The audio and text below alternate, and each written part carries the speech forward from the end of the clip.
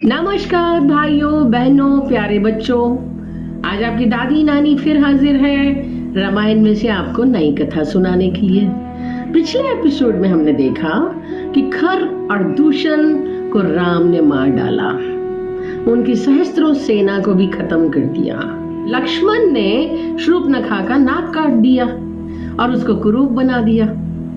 खर दूषण के वध के पश्चात अकंपन नाम का सैनिक रावण के पास जाता और बताता है कि राम ने सहस्त्रों सेना खर दूषण त्रिशिरा सबको थोड़ी सी देर में मार दिया।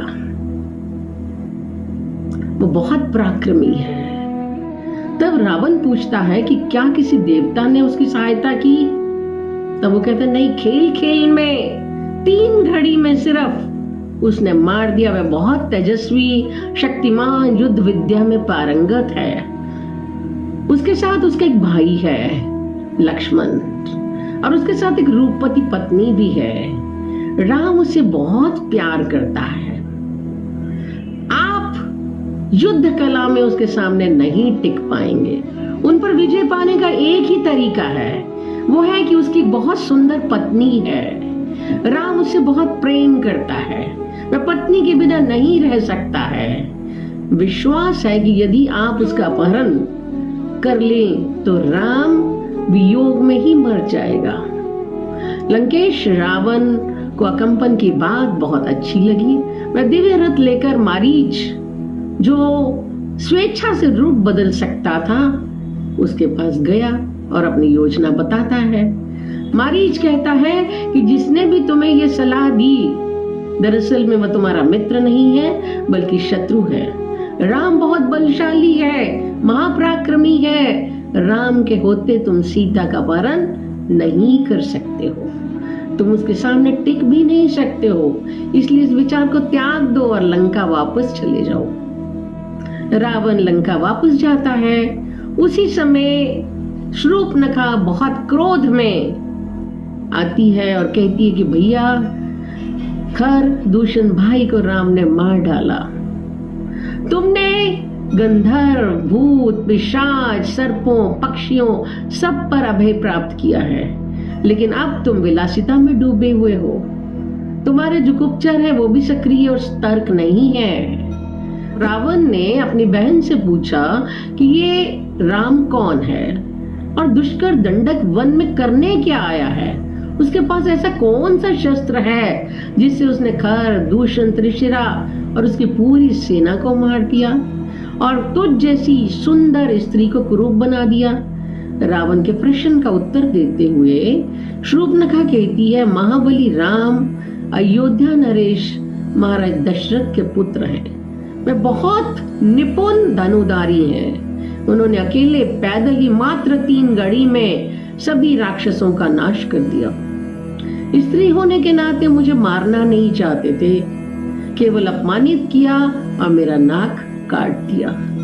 उसके समान ही उसका बलशाली भाई भी है जिसका नाम है लक्ष्मण, और उसके साथ उसकी सुंदर पत्नी भी है सीता, और उसके जैसी सुंदर स्त्री मैंने आज तक नहीं देखी है। भैया, वह तुम्हारी पत्नी बनने लायक है, इसीलिए उसे अपहरण करके ले आओ। शूर्पणखा के विचार के बाद रावण ने दृढ़ निश्चय कर लिया कि वो अपहरण सीता का करेगा और वो मारीच के पास वापस जाता है कि मारीच, तुम मेरे मित्र हो। राम ने मेरे भाई खरदूषण का वध कर दिया है और मेरी बहन को कुरूप बना दिया है। तुम मेरे बलवान नीतिवान मित्र हो। मैं चाहता हूँ क्योंकि तुम रूप बदल सकते हो, तुम रजत बिंदुओं वाला स्वर्णिम मृग बन जाओ। तुम्हें देखकर सीता राम और लक्ष्मण को तुम्हें लाने के लिए भेजेगी। जब सीता अकेली होगी मैं उसका अपहरण कर लूंगा। मारीच कहता है कि आप वेद और शास्त्रों के ज्ञाता हो, ये कार्य उचित नहीं है और दूसरे की स्त्री के अपहरण करना गलत है, बहुत भयंकर पाप है। तुम राम के क्रोध से नहीं बच पाओगे और ये तुम्हारे जीवन का काल बन जाएगा। मारीच के उत्तर से क्रोधित होकर रावण बोला, मारीच, मैंने तुम्हें अपना मित्र समझा था। मैं तुम्हारा प्रलाप सुनने के लिए यहाँ नहीं आया हूँ। मैं सीता का हरण अवश्य करूंगा। तुमने मेरी सहायता नहीं की तो राम और लक्ष्मण से पहले मैं तुम्हें मार दूंगा। मारीच डर गया और उसने अपना रूप बना लिया, स्वर्णिम मृग जिस पर रतन जड़े हुए हैं।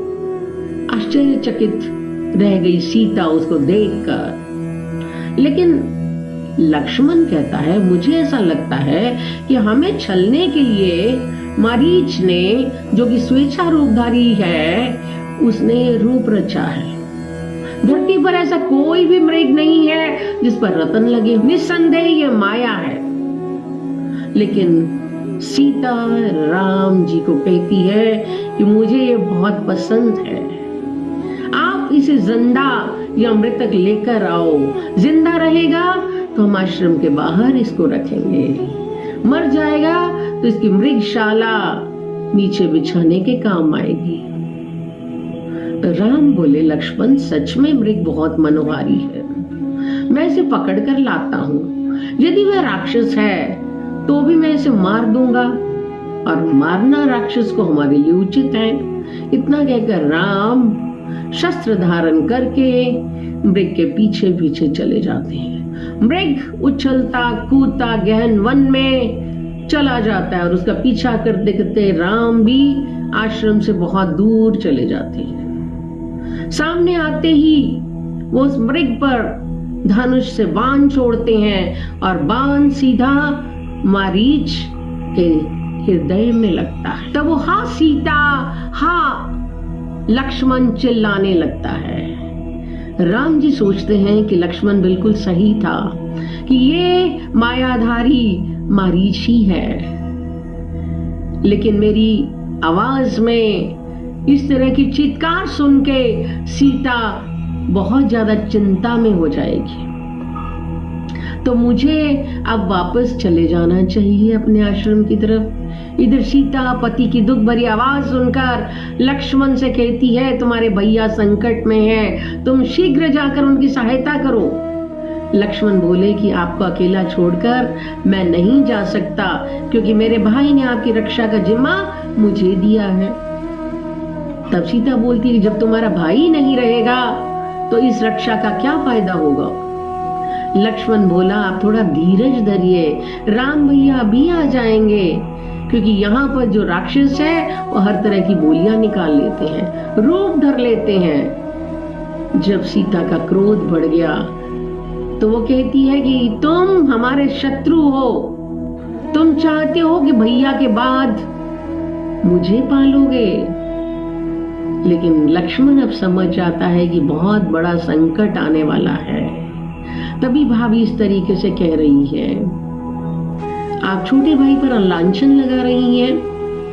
लक्ष्मण ने एक रेखा खींची और भाभी से कहा कि भाभी आप इस रेखा से बाहर नहीं आइएगा। राम के पीछे चल देते हैं। लक्ष्मण के जाने के बाद रावण वहां ब्राह्मण के रूप में आता है और बोलता है, तुम देवी हो, मैंने आज तक तुम्हारे जैसी रूपवान स्त्री को नहीं देखा इस दुनिया में। तुम इतनी सुंदर और कहां ये बिगड़ दुर्गम वन। तब सीता ने कहा कि हे ब्राह्मण, मैं सीता हूं, मैं राजा जनक की बेटी अयोध्या नरेश राजा दशरथ के बेटे राम की पत्नी हूं। मेरे पति और देवर यहाँ हैं। आप तेजस्वी ब्राह्मण हैं, आप फल और जल को ग्रहण कीजिए। रावण से पूछा सीता ने, महात्मन आप कौन हैं?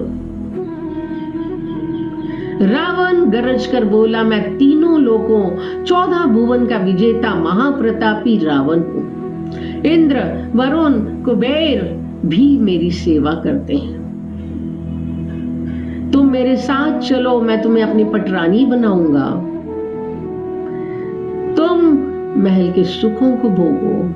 तब सीता बोलती है कि तुम मुझे सिंह के मुंह से ले जा सकते हो क्या? ऐसा लगता है कि तेरी मृत्यु आने वाली है, ये मृत्यु ही तेरी ऐसा करवा रही है।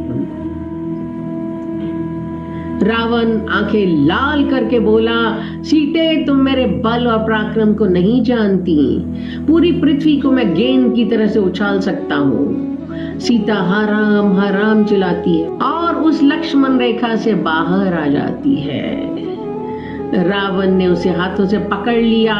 वो छुड़ाने की बहुत कोशिश करती है लेकिन अपने आप को छुड़ा नहीं पाती है। राम मुझे रावण ले जा रहा है, राम मुझे रावण ले जा रहा है। तभी जटायु दिखाई देते हैं तो जटायु से कहती है कि आप मेरी सहायता तो नहीं कर पाओगे, लेकिन राम से कह देना कि मुझे रावण लेकर चला गया है। सीता की दुखद पुकार पूरे जंगल में गूंज रही है। अब हम अगले एपिसोड में देखेंगे कि किस तरीके से उसको श्रीलंका में लेकर जाया जाता है। जय श्री राम।